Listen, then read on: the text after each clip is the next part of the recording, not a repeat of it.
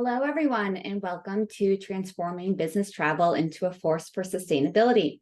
I'm Kelly Mangle, and I'll be moderating today's webinar. Before we start, there are a few housekeeping items to review. The first is the live poll we have open right now. If you would take a moment to answer the questions, it will help us gauge everyone's goals and level of interest for future webinars. As for today's webinar, it will last 60 minutes, which includes time at the end for questions. So please use the Q&A window in the Zoom toolbar to submit your questions at any point. With that said, I'd like to introduce our speakers. With us today, we have Johnny Thorson, a global travel technology evangelist and a regular speaker around the world sharing his Traveltopia story. Johnny is a major believer in sustainable travel and has been transparent with his travel footprint, carbon offsets, and removal actions publicly every year since 2018. A citizen of the world, Johnny has lived and worked in Denmark, Norway, England, Australia, and the United States. In addition to being an active advisor to 8 technology startups, Johnny is currently the VP of Strategy and Partnerships at Spotnana, the 5th startup he has worked with.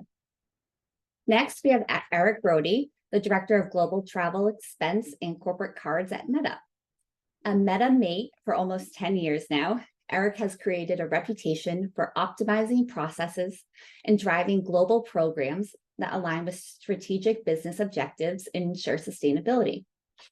When not overseeing the global end-to-end management of travel and expense at Meta, you can find Eric riding one of his many bicycles, which he proudly owns more of than shoes.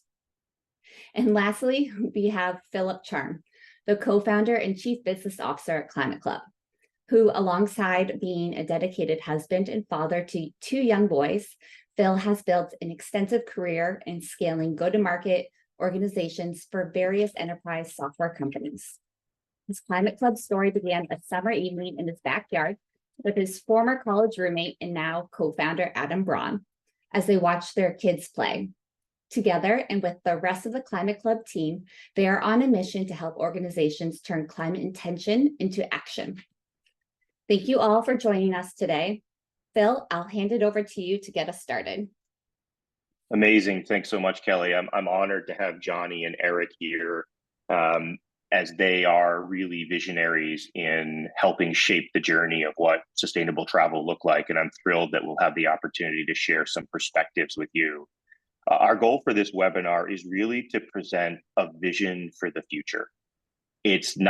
Our goal is not to have you agree with everything we say, and it's really not to regurgitate many of the things you're already hearing.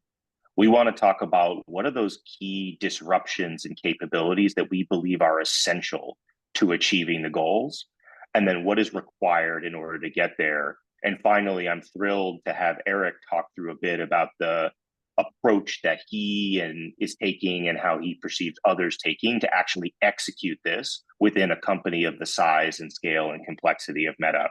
So to start, we'll really focus on what is the foundation of the landscape and why is this important, and then talk about those competencies and execution strategies. So I hope it will be very actionable and things that you can take from this right from the beginning. To give everyone a simple foundational context on why we're talking about this, I'll start with some very simple numbers, which is to say, at this point, over 9,000 companies have made some kind of climate commitment. As of last month, maybe 3,500, maybe a little bit more, have set science-based targets where there's rigor behind those commitments. There's some sort of combination of both intention and also science behind it.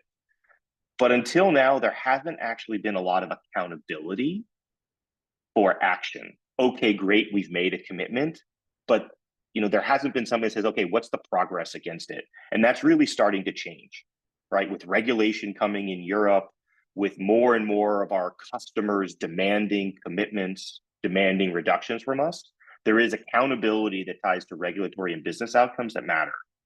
And the current situation is daunting, right? Of those companies we just talked about, 93%, according to Accenture, have to significantly accelerate their progress on reduction to hit their goals. And particularly within the travel space, across travel, according to BTN, 1 in every 3 companies needs to reduce the number of trips that employees are taking to achieve their 2030 targets. And in certain industries like software services, it's actually significantly more than that. And so at this point, we're really at an inflection point. The traditional approach, the traditional incremental models won't work, right? 2030 is just, very, very short time to achieving. We have to do something different. And the challenges we're facing are many. And so this is an opportunity for us to think differently, challenge assumptions, and really reimagine what needs to happen and be a force and a change agent within our organizations. And there's really no one better to speak to the challenges of this space and the industry that we're facing in travel than someone like Johnny. So I'll hand it over to him. Thank you very much, Phil. And you are so right in what you just said, right? That we have a very, very small top of the iceberg that's currently made some relatively simple decisions about 2030 targets. And meanwhile, we have an industry that's back growing, will surpass 2019 next year based on the latest predictions. You and I were in the same room yesterday when we just heard that we now expect more than 9 billion air passengers to fly in 2024. So we are going to kind of break the all-time high. And the problem at the core is every passenger is polluting more, right, on every flight they go. So we haven't broken the curve yet. CO2 is still growing net in the travel industry. But what if we look at what does it take to kind of break it? Some of the challenges that we definitely know about now after kind of 5 to 10 years of scratching the surface. First of all, we have a tech stack that's basically broken even before sustainability comes into the equation. So most of the corporate travel industry is running on a kind of 20-year plus old tech stack. It's done a phenomenal job. It's been pushed way beyond the limits that people thought it would go, but it's not very likely that we can innovate very much into this existing tech stack. And for buyers, that's actually a fair problem to accept that. Do you want to try and build something in your old tech stack, or do you want to wait until you have moved to a modernized tech stack? That might be your kind of get out of jail card short term. But meanwhile, you should definitely start thinking about what you want to do in the tech stack to manage sustainable travel. Then you compound that with the data fragmentation that exists today. Sustainability data are extremely fragmented in all areas that you can imagine, from how carbon is calculated. There are different models that are accepted or recommended around the world. The industry is trying to align on a few single ways of doing it, so that's good news. But the place where data is stored is completely random locked. If you ask an average travel buyer today to tell me how much carbon you generated in the last month, I doubt that many can come up with a number within 24 hours, even if they spend their time doing nothing else. So we need to solve for that data fragmentation. Then we have a real interesting policy problem. All the solutions that are powering corporate travel today were built around fare optimization. Whatever the travel policy said, what is the lowest fare that I can get in that area? We need to change the mindset and move towards a carbon-based shopping. That's a hard one to crack when everything in the industry is designed around getting the best price.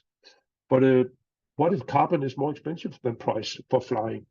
Then suddenly it happens, because now you want to reduce that cost of carbon and then pick whatever flight you can under that assumption. So we need to create a whole new framework for managing the fare search based on CO2. Then we have, as you just talked about, the regulations. And it's important to understand that global companies will face many different variants of regulations. There will not be one global set of rules. Even within the EU, we're already seeing signs of local regulations on top of the EU framework. So countries and environments will come up with rules that differ. So how do you, the buyer, prepare for that? Then we have what you elegantly call the green leaf fallacy, right? The assumption that, hey, if there's a green sign or indicator, it must be good. the problem is you have no idea what caused that green sign to appear, whether it's a green leaf or something else indicating it might be more sustainable based on what. And that really leads to, we have no way today of reliably compare the suppliers and their sustainability performance. Again, that's not part of the data framework we are shopping in. It's not part of the negotiation framework we are doing commercial deals in. So how do we tie that in so when you see some green indicator, you can actually trust that it's credible and valuable? And then finally, how do we lower the CO2 of primarily aviation? Well, we do it by short-term switching to SAF, sustainable aviation fuel.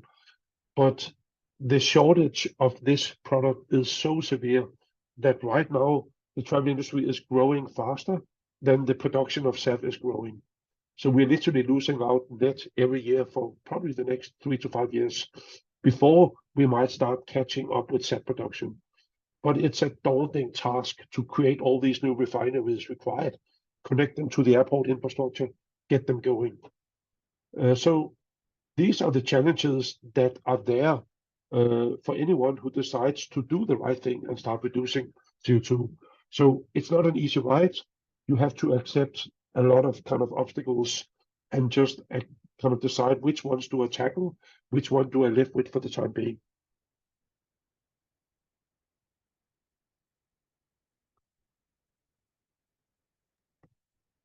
Thanks, Johnny. Thanks, Phil. I'm gonna introduce the concept of what's the future of business travel here, and through a sustainability lens. But you're going to hear me address a couple topics that might not sound too different than how we approach travel at the moment. And that's because we don't see sustainability as something that's put off into the corner and addressed as an afterthought, but we believe it should actually be brought to the forefront and viewed holistically, just how we look at many other concepts of travel today. So if we have a look at the next slide, that really starts to get us into it in terms of why do people travel? And this is immediately not an exhaustive list, but just calling out a few examples, whether it's to achieve financial goals, whether it's to create efficiency and optimization, via margin and reducing certain costs, so increasing revenue, reducing costs, or increasing productivity. And there's so much nuance within each one of those items. But then what does it mean that travel can help the organization achieve our science-based targets? So lots of people have targets. Lots of people want to do something about it. And as we start to get into next steps, we'll hear that where does travel fit into this? And it varies by organization. But, as you think about the different scope 1, 2, and 3 components of how companies can emit travel, which again vary by company, travel played a huge part in the scope 3 indirect emissions. And it's not something that can be easily swept under the rug. So we, as an organization of understanding the ins and outs of travel, have a part to play to help the organization understand how we meet our emissions-based targets and reduce while still adding value on the travel side. So as we get into the next slide here, there's a couple of key components that we need to look at. There's so many frameworks out there that we could choose, but one that, my team and I like to think about is UIE, understand the problem, identify solutions, and then go execute against what those agreements were. Johnny is going to get into it a bit here more in a minute, but he already alluded to some of the challenges with associating emissions accurately to your trip details. Some organizations even have some challenges understanding what a trip is.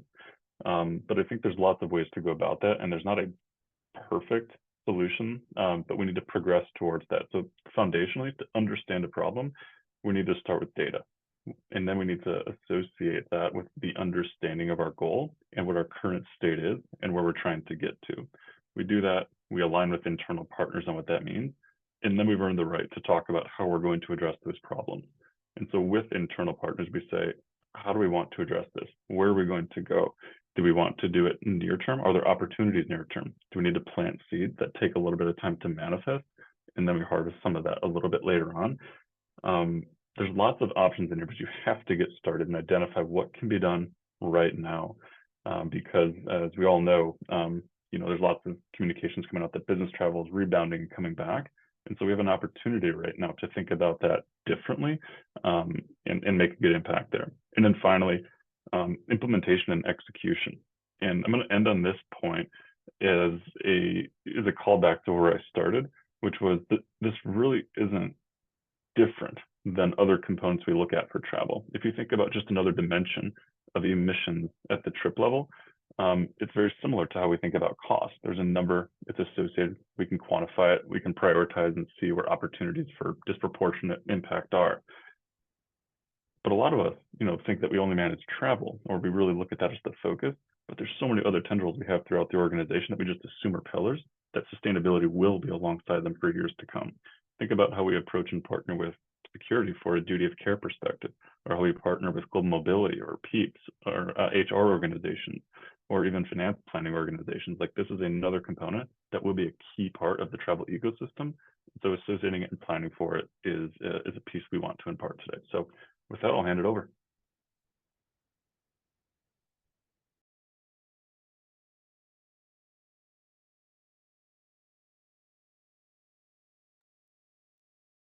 And Johnny, do you want to touch on the data foundation problem? I do. Sorry, I got stuck here somewhere. I couldn't unmute myself. So what we just heard Eric talk about, I think it's so fascinating to hear a global buyer in a leading company not kind of panic and run scared out of the room and say, I cannot look at this right now. I'm going to defer it. And I say that because over the last 2 years in particular, I've been at a number of corporate travel sustainability events where local organizers have tried to either make half of the day, in some cases a full day, focused on sustainability. And when you talk to the buyers who attend these, they typically say, I go here to learn, but when I go back, I have no framework to do anything. I don't know how to get started or take it further from here. So what Eric just described is so cool, right? Because stop considering sustainability as an impossible problem. Turn your head around and say, hey, I'm going to tackle this like I tackled duty of care when that came into the equation of travel almost 15 years ago now. At the time, there was no clear owner of duty of care. Over time, that's evolved. There are different models. I really think we're going to see the same happen here in the management of these new sustainable travel programs. And it starts by saying, what do we, the company, want to achieve? How are we going to measure that success, right? So you need to have data and then define goals as step number one. And because you have nothing today, there's no good or bad goals. It almost doesn't matter if you create a goal that's so soft that you know you will achieve it, because now you just have a foundation to improve from. But what goals should you have? You might be a company where travel is your largest CO2 emission source, the Scope 3 kind of a source, right? A consulting firm, finance firm. That probably means you have to be pretty aggressive about the goals you define, because your company will be dependent on reducing this. But if you are a mining company, the hard reality of life is that your CO2 from travel is almost irrelevant. So now it's more of a potentially an image, kind of supplier compliance, a profile of your company that you take every CO2 emission series from the mining production to the travel, but it's not going to be your biggest kind of component. So defining these KPIs, that's a skill that finance are very, very good at historically. So align with finance, sit down and find out how do we want to track and measure that. And of course, make sure you are compliant with the legal framework that's emerging. You don't want to define some KPIs and then find out that they don't meet the needs of what happens in Germany or Australia or wherever in the world you are buying significant volume of travel. And then find out, based on achieving local compliance, what will be your global reporting? Will it be EU standard? Will it be US standard? Obviously, it depends where you're based, but making sure that you have these decisions before you then start implementing solutions.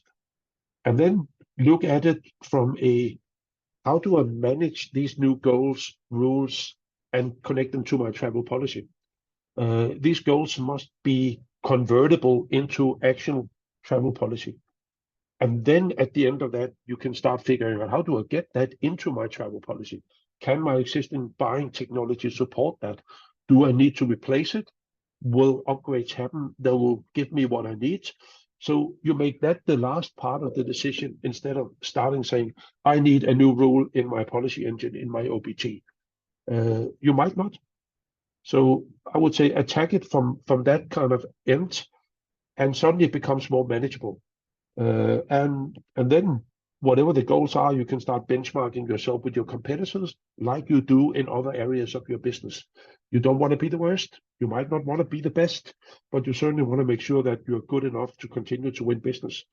Because other companies, and this is where it's interesting, they will start selecting their suppliers based on these KPIs. And they will have a standard that they consider minimum to be a supplier to them. So you also have to understand that framework of your customers that you are selling your services to. And to be brutally honest, we don't have the technology anywhere today to define and manage this. That's what the likes of Climate Club are attacking, trying to create a framework where we can define and manage this and then integrate eventually. So it starts with data and it ends with getting that data into the existing buying process. And it's a really, really interesting opportunity because we don't often get the chance to do it right and design it. But this thing has to be designed so it works for 25 years or longer, right? We're going to be trending to net zero in 2050. It'll be a bumpy road, but you actually have to design something now that will take you there. So don't think short term. Take the time to do this right and position it in a company so it's an ongoing strategic area for the future. That's kind of the thoughts I have. And with that, over to you, Phil. Thanks, Johnny. If I were to summarize a bit of what both Johnny and Eric said, is it starts with the strategic thinking and the cultural expectations about what you perceive the role of travel to be and how to attack this from a top down. And what we see as the common best practices for the organizations that are doing what Johnny said and what Eric referenced, but also what will be required in the future, it's going to continue to push this. It's to start thinking about strategically planning and understanding what the role of travel is as an enabler, or as Eric talked about, as a catalyst for business outcomes. It's not purely through the lens of cost management and duty of care. It now becomes, how are we enabling the business to accomplish our goals? And what we're starting to hear as a common thread is this idea that we want to treat emissions and our reporting and our data like we treat our financials. And I do actually think that is a good frame of reference to begin to base from, because the way that you'd approach building the data systems, the way you'd approach building the business cases for decision making, the way you think about collaboration and aligning with finance and security and risk and the business stakeholders means there's a rigor and a set of expectations around it. And that's all about the approach and the culture and starting top down, as Johnny referenced, versus bottoms up with, I need to change a policy. And to tie into the point that Johnny made earlier around the green leaf fallacy, which is simply sticking a recommended or green option in the point of sale of booking, the data shows that it just fundamentally doesn't drive lasting change. It has to be a top-down strategy where you take the ideas, you develop a plan, and then you think about, how do I implement that plan into the tools? So you're presenting the traveler with a series of choices that are part of a strategy, which they can then optimize their decision-making aligned to the outcomes you care about.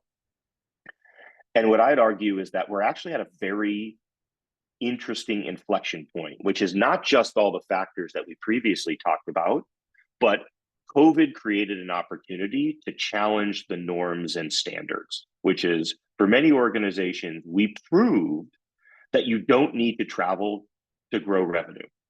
In fact, Johnny and I were at a conversation yesterday where we were with a travel leader for an organization who said, my CFO now believes that we grow revenue more when we travel less, and actually incremental travel reduces our revenue growth.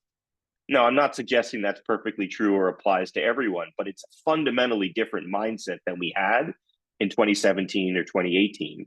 And that creates an opportunity, right? Everyone talks about never waste a good crisis or great challenge. This is that opportunity to do what Eric said, which is to understand and think about purpose. What is the purpose? What is the value that travel brings to an organization? And how do we understand the levers that we can pull to think about developing a plan, developing a strategy, modeling scenarios that will help us take steps to go from where we are today to the commitments that we need to make tomorrow. Phil, And so can I just add please jump to, I in. mean, Yeah. you just said the word modeling, right? That's one of the things that are really missing today. To even at the outset say, what would happen if I banned 1-hour flights? What would be the outcome from that versus if we downgraded from business class to premium economy? Where do I get most bang for the buck? And the saving I potentially get from not taking these trips will easily fund my carbon removal activity. So I can actually, within current budget, achieve net zero if I reduce travel a little. But you need the scenario tools to figure out the best and most efficient outcome for you. Thanks for highlighting that, Johnny. Couldn't agree with you more. As I think about this and what I would posit that the capabilities that will build the foundation, modeling scenarios is one. But another I'd add is, and I'll start with sort of the top, which is this idea of thinking about the purpose of travel. And I am certainly not the first person to talk about this, nor anyone else. Folks like Scott Gillespie or Eric Bailey from Microsoft have been talking about this for a long time. But actually, in a post-COVID world, going through the exercise to say, what is the purpose of travel from our business stakeholders, not just from our travel leaders, but why are we doing this and what are the goals? And then mapping that to how we do this today actually creates a great foundation to begin to understand how to think about the business going forward. Because the reason you traveled in 2015 is different than the reason we travel today. And our leaders across the business have really strong perspectives on why they want their people to travel and getting them back in person. So you're building connection, building culture, going and learning and development, going and visiting customers, generating revenue. Those are all fabulous reasons. And there's good intention around it, but being purposeful around documenting what that is, and then beginning to align, what does your current business look like? I have an example of a customer that we have, which is going through the planning exercise for next year right now. And their leaders have been very intentional about how they want to split their travel between conferences and events and visiting prospects and customers. And when they mapped that out at a high level and they looked at it, okay, what did that compare to for this year? What they saw is drastic differences in what their intention and purpose. And that gave the leaders the opportunity to understand what are the implications on the business for that. And so starting from a strategic perspective of thinking about the role and purpose of travel is really important. And then the second piece of that pie then becomes within each of those purposes, trying to understand the value that people are getting from trips. And I know Eric can speak a lot about how he's thinking about it, and people ask lots of questions. We want to make sure we're answering this. But within the purpose, trying to understand, are we accomplishing what we wanted to for those trips, and how do we quantify the value? And what I'd posit to you is it's actually relatively hard to determine what high value looks like. We will get there and AI will help us and other elements. But the place you can really start is looking for that low-hanging fruit, the low-value activities, which are actually easier to identify and through more means that we have accessible to us begin to act. And someone like Scott has talked a lot about this, and I think it's really powerful. And what Eric talks about, and I think is something that he'll refer to later, is he talks about searching, and this is an American baseball reference, but he talks about looking for wins above replacement, which is, the acronym is WAR, and it's really around how do I identify those net value add activities. To what Johnny mentioned earlier, places where I can reduce costs and reduce emissions. And as we think about our role is travel leaders, as business partners, we're constantly looking for those opportunities to identify and capture wins above replacement, that net value, so we can feed that back into the business to invest in the other areas.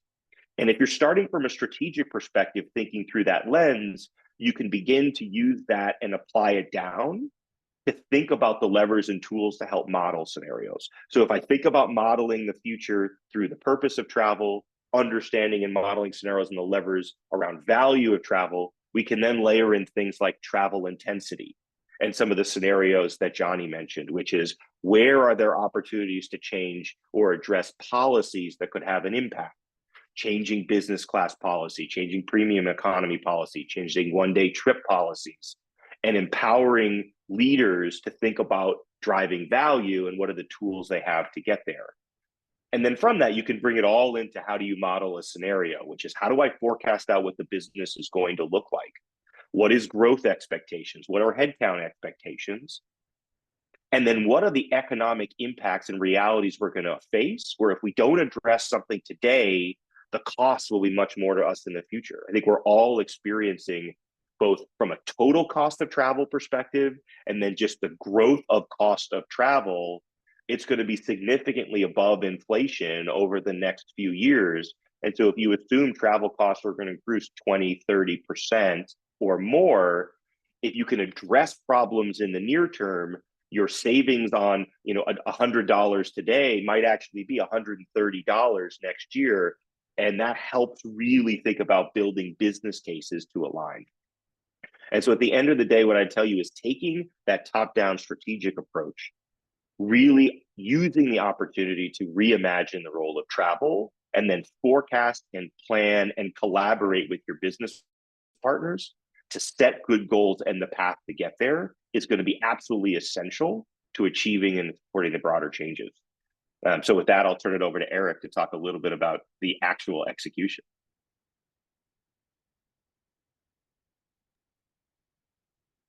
Thanks, Phil. There's a lot that we could dive into, and over the next two slides, we're going to talk about how we're executing, but also the journey that we've taken to get there, which I don't want to come across as we're the first ones to do this, but because we've learned from a lot of folks, but we know that this is an iterative process and a new way of thinking for many companies and many teams that already feel strain of having small teams and new expectations, especially coming out of the pandemic. So as we think about framing this at the moment, we have to align anything that we execute with today's problem. And building on what Johnny, what Phil said around having the tools and capabilities, we actually need to reduce those items and align and be compliant with what regulatory reporting has of us. We have a lot of tools at our disposal. How do we think about policies? We already talked about things like LLF, and we have the ability to execute those within today's tools. Is there an overlap of lowest logical fare and lowest emitted fare or lowest emissions fare? A lot of times, at least for our company, who is a nonstop policy, there's a pretty high overlap there. But different people or different companies have different travel patterns, which may differ. And so there's a lot of problems we have at the moment of having a disparate and siloed nature of data and analysis that might be easy offline, but it's really hard to put into today's tools for execution. And so moving it into tomorrow's solution and being more holistic overall in our approach is what we're driving towards. And so what might appear to be a set of disparate actions or disconnected implementations and analyses are going towards a longer term end goal of trying to be transparent and simple for the traveler who's actually making the decision about how they spend their time, money, and at the end of the day, emissions. And so crawl, walk, run is another fun framework to think about with this. So crawling, there's a lot of tools out there that we use. I think sometimes we spend in the industry time talking about, we use Concur, we use it globally, and we talk about sometimes what it can't do, but there's actually a number of things it can do on this. And even though it's not perfect, our team has done a lot of work to nest, whether it's banners, whether it's pop-up configurations, whether it's just like one little friction nudge to the traveler of an example Johnny said around like, let's reduce really short trips. Maybe it's necessary. Maybe we can push people to think a little bit on that. But there's a number of things we can do in our tools that start getting there. That's the crawl. It's already available to us. Let's start something and learn. Walking it starts to get more complex pretty quickly, and finding your step takes a moment. This is when we start to get into more enjoyable and advanced topics, and it requires deep partnership with the actual experts and scientists who are working on this. We have the benefit at our company of having a really top-notch squad that has been a partner with us since the beginning on this. And as we consider concepts like carbon budgets or internal price of carbon, how do we take those generalized concepts and apply them to the travel industry that we work in, while making it simple for people at the company to understand what we're doing? And as we start to run, this is when it's a little bit less prescriptive to know exactly what that's going to look like as we get to that point. But we know the terms of whether it's ML, AI, or how we apply new modeling to historical and rich data sets that we're creating right now. We don't know exactly what it's going to look like, but we do know it's going to be more and more broad. While we're working with a handful of internal teams now, this will eventually touch everyone. So if we do have an internal price of carbon, how do we actually execute that? It's going to require accounting teams. It's going to require alignment with external parties about how we use funding. It's going to require partnership with finance teams around how we do the budgeting and forecasting for those items and executing it. And so having the upfront walk of setting the foundation is important. So as we start to find opportunities through these new technologies, we can actually execute upon them. Because maybe right now there's 20, 30 different potential, run options, but by the time we get there, maybe over half of those have been eliminated as viable options for the time frame we're working in, but maybe 2 to 3 new ones have sprouted up, and we don't want to be eliminated or categorically unable to shift quickly and address those. So when we get to this point in the run, it gets a little bit more nebulous, but it makes it clear that as we crawl and walk, we're setting the foundation for more quick and reactive movement in the future. And then if we go, thank you. I planted the seed earlier about UIE, understand, identify, and execute. And instead of, kind of reiterating the topics, I wanted to build on what I was talking about last slide about what our journey has been. And I do want to iterate, we are not the first ones to do this, but we've learned a lot from partners. And hearing other partners talk about what they've done gave us inspiration to build and iterate for what our company needed. Before I get into that detail, I want to articulate that there's a lot of ways you can reduce emissions. There's also a lot of ways you can create savings, whether it's to just not spend money or to just not travel. There's a lot of downsides to that. And that's when Phil talked about the wins above replacement. That's how we think about our travel team. How do we add value to the company? Is it by saving X dollars per trip? Is it by connecting, creating data streams and insight for the company that go to the groups such as security that need to do their job? Yeah, all of those things we add a ton of value on. But I think we're also uniquely positioned to help the company put a mirror up and say, what are the most important trips we need to take? Or rather, what are the not important trips that we need to take less? Or even to the next stage, which is, how do I start combining trips to knock multiple birds with a stone in terms of addressing multiple use cases without increasing proportionally the number of emissions we execute? So as we work to understand, our TMC is CWT, and to understand, we need really strong data set. And so we've done a lot of work to create what we call a new dimension of trip level data, where we take, flights, we create a shell, we have an algorithm that starts to bring in, the expenses that are associated with trips, such as hotel, meals, ground, internet, that sort of thing. But the trip level for us as a company is just really important because it helps us think more holistically about travel instead of like this segment itself. But what we do with that from CWT is we create a nice data set. And we actually work with a little company called Advito. We think highly of their methodology, Gate 4, in terms of how we quantify emissions. and we worked closely with our sustainability team to make sure they aligned with it and it was auditable as well. And help us quantify the elements within that trip show, the flight, the hotel, the ground transportation, the meal. And it was a partnership because we had to give them incremental information for some aspects so we could get that full picture and say maybe it's not perfect, but it's good enough for now.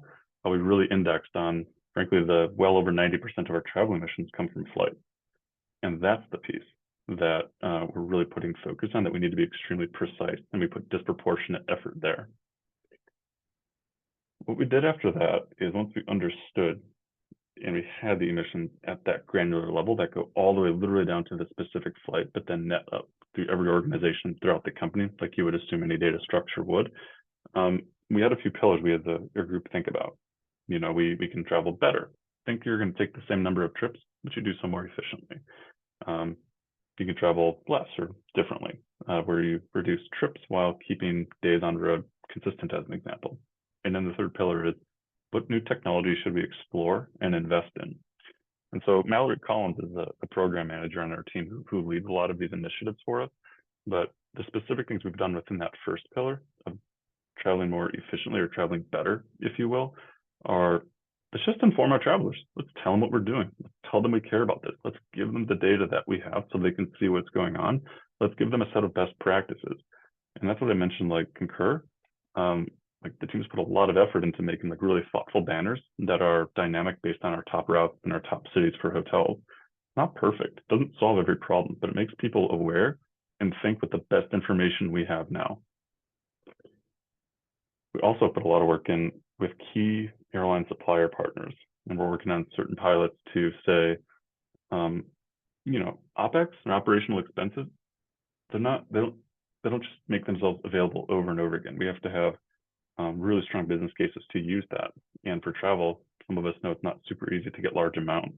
And if you look at an example of SAF, it's not exactly inexpensive. And so it takes a real focus to work on that. So we as a company have purchased SAF, but we also want to align with our key airline suppliers to say, how can we do that with you without proportionally increasing our SAF? And so whether it's trading off of discounts or looking at value within our airline contract, we think that there's a lot of work that we want to work on and align incentives with our airline partners to continue moving that. And so we're really proud of the work, and we're really proud of those airlines for coming along with us there. As we start to get into the traveling less or differently section, this is where internal cost or internal carbon price makes a big deal. There's a lot of government work going on from IRA. There's a lot of different sort of metrics in the industry that you can look at for what that should be. But we have one that was derived from our internal team, and it's really thoughtful and is going to address more than just one group. But without getting into too much detail on that, we think about the cost of a trip being X number of dollars. Flight, the hotel, the meals, that's great. But what is the cost of sustainable travel? Not just the time that we're putting it in, not just being able to do so over and over again, but from an emission standpoint. There is a cost to that if we're going to reduce it, or there's a cost if we want to create constraints so we can meet our goals. I haven't even touched on the point of inpatient optimism, but it's something that we think deeply about. When we did that first analysis on understanding, it was very scary to look at, because we're using net zero 2030 with SBTI methodology, which means it's a 50% reduction against our 2019 baseline. And we're a much larger company than we were in 2019. I'm sure many companies here are either same or various sizes. And so when we looked at it, it was scary. But like, how are we going to do this? And so those items that I've discussed about the actual work we're doing now, and our plans to continue to work, to continue to budget, to continue to plan and work with internal teams to do that. That's how we have to get started and start making that impact. We plan out multiple years in advance because our finance planning team is very detailed in how they go about this. Each year that changes a little bit, but having that visibility makes a big difference. And the inpatient optimism, I didn't come up with this. It's Melinda Gates is who I'd attribute it to, where I became familiar with it. But like, we actually think we can make a really good impact on this. We can meet our goals and we can still support the company travel. We don't have every solution yet, but we have our target and we have our goal, and we have a set of partners that are aligned with the direction we're going, and we have a set of tools that we can work to configure to address and start to move the needle in the right direction by our targeted date. The impatient part is the piece I want folks to take away from this. Try something, experiment. The current state is functioning, and it's easy, or I should say hard, to get our jobs done as it is, but it's even harder, as Phil mentioned, the longer we wait to do something. And the more suppliers, not just in the travel industry, see interest from buyers or people in this ecosystem, the more they're going to want to invest and give us options to address that. We do have a large problem. It is a bit scary, but I think where we can add value, or war, if you will, the wins above replacement, is where we can meet both goals while helping the company succeed. So with that, Phil, I don't know if there's anything else you wanted to add on before we move on here. No, I think there's a good set of questions and we've got a few minutes left. So why don't we open it up to questions, and I think we've got a nice list, and then I've got a few for the group. Thank you so much for sharing. So as a starting point, Tristram, and I hopefully pronounced that right, apologies, with a number of radiative forcing multipliers being discussed, will there be a convergence on one standard multiplier? And Eric, given you talked about the in-depth, thoughtful methodology that you were doing with your sustainability partners, and also with Advito, be curious if you have a perspective on this one particularly. I don't want to speak for any partners that aren't able to discuss on the line, but I can say our perspective. And while it's not a fixed number that you just sort of throw on, it is specific to the route, to the actual flight information. And it is something that in our calculation for emissions that we're responsible for from a scope 3 perspective as a company, we include that. And do you have a perspective on whether that's going to, sorry, go ahead, Johnny. No, I just wanted to say it's an interesting one, right? Because if you talk to IATA, they're currently saying openly that they do not apply it in the industry model, which the entire industry is using to calculate the net zero goal in 2050, which actually scarily means that the current goal is potentially significantly lower than it should be, because everyone in the scientific community agrees that it's there. But IATA have said because there's no consistent way of applying it, they are ignoring it. And so it's a hell of a good question. However, it shouldn't stop you from doing something, because you can do what Eric just said, just put a factor on it that you are comfortable with, or use a factor that your calculation model is applying. But the percentage improvements over time are the same whether you apply it or not. Great, thank you. Yeah, I think the common thread and theme that we can talk about as it relates to calculation is that we should get rid of the lexicon of accurate as a statement or point in time. This is about progress and improvement and getting closer. And so to Johnny's point, start with something. To Eric's point, we've done a starting point on what our internal cost of carbon is. I promise you that will evolve and change, but it creates a mechanism to begin to include it. And I think oftentimes that's a gating factor for people to do something, looking for the answer versus a starting point on the journey, and recognizing that good enough is where you need to begin with. And that'll apply a lot.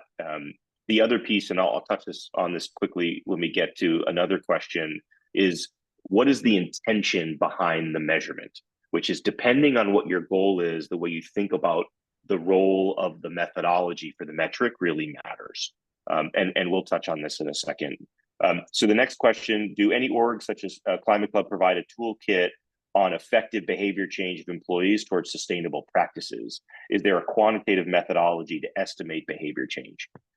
So there's a few different questions in there. I'll give you a perspective, but Eric, as someone who's thought about and actually explicitly talked about deploying this, would love you to add, which is, I think in general, the goal of communicating and educating an employee is different than actually driving lasting long-term behavior change. Both are important.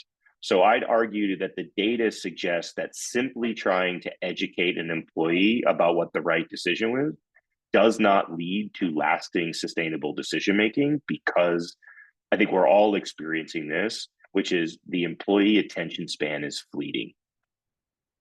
It doesn't mean it isn't important. Let me emphasize that. It's critically important. But the way you get the lasting behavior change is through more of the strategic top-down choices.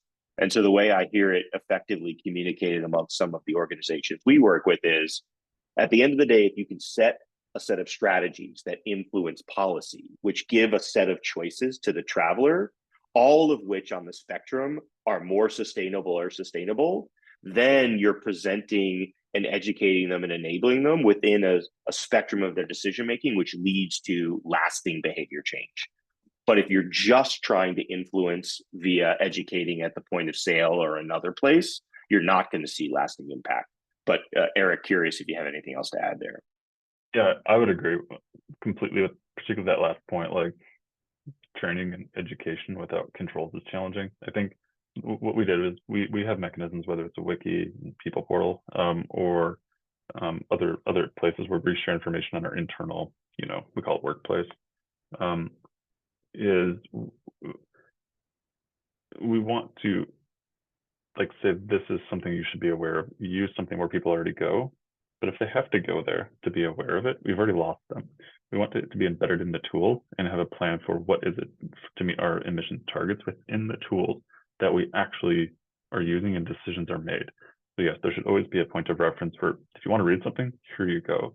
And it's powerful to have that location to link in the future, that as you're booking your tools that we want you to be aware of, here's things you can do right now. But I think it's more of a building block than it is the end state. And in terms of like turnkey toolkit, I'm frankly not aware of any of them. For us, it was a combination of insights that, at Avito partnered really closely to understand what our internal ecosystem was. We work with CWT consistently as well to, partner with us on how we message that in questions that people may have and when it does arise, but we're not yet at a programmatic state where it's nested in tools, which is the long-term goal. Great, thank you. For the next question, we have a couple of questions that are all tied to what are points of view on the right methodologies from an emissions calculation to use, as there's many and standards, and Johnny referenced it. So I'll give you a high level perspective, and then Johnny, there's a couple of direct requests for your point of view specifically, which is the place where I see travel leaders and sustainability leaders get in trouble is thinking about what emissions methodology to use, disconnected from where we as a company are in journey and what the company's objectives are, which is the more complex, the more granular you get, there's benefits from that and there's challenges. And if you're very early in your journey and the company is more focused on reporting, it's much harder to get the benefits of going to a more granular methodology. And so what I give Eric a tremendous amount of credit for within the Meta partners that he have is they've gone to a very granular methodology because they have intention of using and understanding the levers that methodology provides to set a strategy, make decision, and take action. And so as you mature as an organization, I strongly encourage organizations to think about moving to more granular methodologies that give them the tools to take action and reduce. But if you're very early in your journey and you're not ready, going beyond a DEFRA standard adds cost, it adds time, it adds other elements to how you're thinking about things. And if you're not going to start using those insights to do something, you're not gaining some of the benefit. And you often find that creates some challenges internally to get the buy-in. But Johnny would love you to add a comment here too.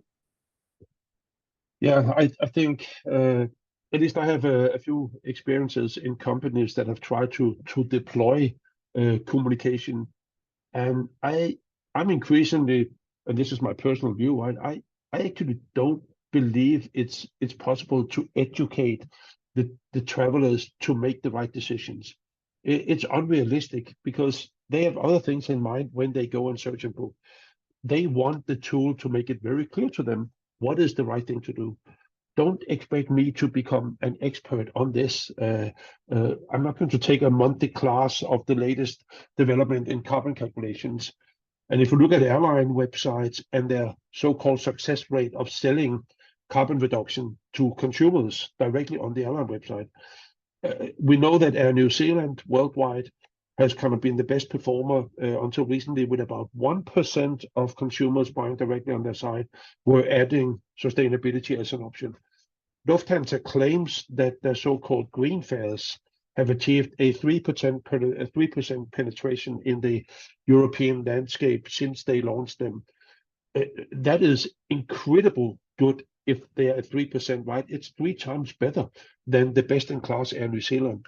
But around the world, the average for airline websites is under 0.5%.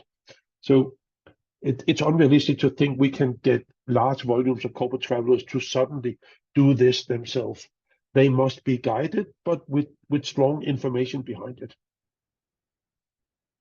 And Johnny, do you have any last thoughts on what emissions calculation methodology to use? Weld the tank or some of the other pieces? Yeah, I saw that one, Scott, and I mean, great question. I think most people on this call probably don't even know what you mean by that, right? But it's whether you take kind of from production of the original raw material, i.e. the oil, to it's actually being burnt. If you take that full life cycle, or if you only take tank to wake, meaning once it's inside the tank, how much does it generate there? And I would say right now, go for tank to wake, because you have no influence over how it's produced anyway. You cannot change how an oil company brings the raw material to the refinery and convert it. So I think that would be my recommendation. There was a question, I just want to comment on the one about flight distance. A lot of people think that it's always better to fly direct. I was really surprised to learn myself earlier this year that it's only correct if it's up to 8 hours. If you fly longer than 8 hours direct, you're actually burning more, because the plane have to carry so much fuel at takeoff that it literally emits more, instead of doing a, say, 2 times 6 hours instead of a 12-hour direct. I did not really understand that, but that's the weight factor, right? The more fuel you carry, the more you burn. And for long flights, you literally burn more when you go above 8 hours. At least that's what the scientific community is saying. It's just an interesting kind of fact on the sideline. That's terrific. So there's a bunch of additional questions. We'll make sure to circle back up and follow. But for the last question, I'm going to try to combine two. So we have one question of, Eric, what new data do you want travelers to see at the point of sale?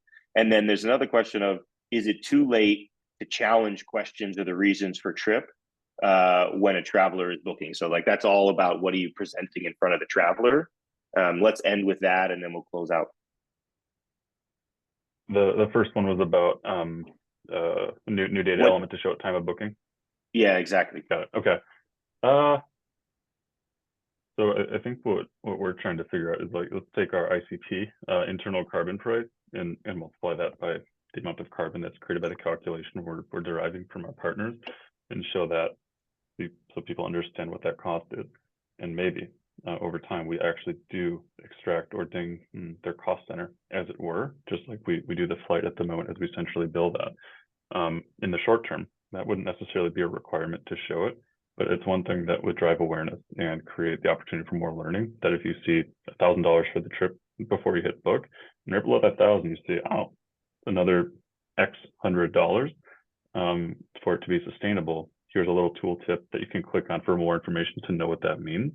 I think being aware that there's more costs than there might be, that start to be the artifact we can use so we don't surprise people if we do want to start moving towards that. It's the piece you say, hey, start thinking about this differently. Instead of changing everything and grounding the company to a halt in the course of a year, it can be a multi-half or a multi-year approach to start ramping that up. But showing them that there is additional cost, not even just sustainability, but other elements that by taking a trip you're doing. And I think that dovetails to the second question, which was, if someone's in the booking tool, or heck, I'd even extend that, they've already booked. Is it too late to change decisions? No, my goodness. I think there should always be an explicit or implicit expectation to somebody when they're making a decision and using company money of, here's the general guidance you should do. And then there's more specificity with your manager because they know what you're doing and your purposes are more so. And if you're in the tool, there should be reinforcement of that. And then after booking, the reinforcement to the manager so they have confidence for the discussions of where their employee needs to be. and even after booking, like continuously question that, because things change. We don't just book it and everything stays the same, and then we shouldn't just feel like we have to go somewhere. It's not hard anymore to transfer costs to other people throughout the organization if that does evolve. But those are two quick hitters. I could probably talk a long time on that. Yeah, thank you so much. I see we're running out of time, so I'll turn it back over to Kelly. Thank you so much to everyone for participating, and thank you for your questions. Wow, that was wonderful. Thank you, Johnny, Eric, and Phil for walking us through that. And thank you everyone for attending. You will receive an email with a copy of the recording by the end of this week. Have a wonderful day and happy holidays.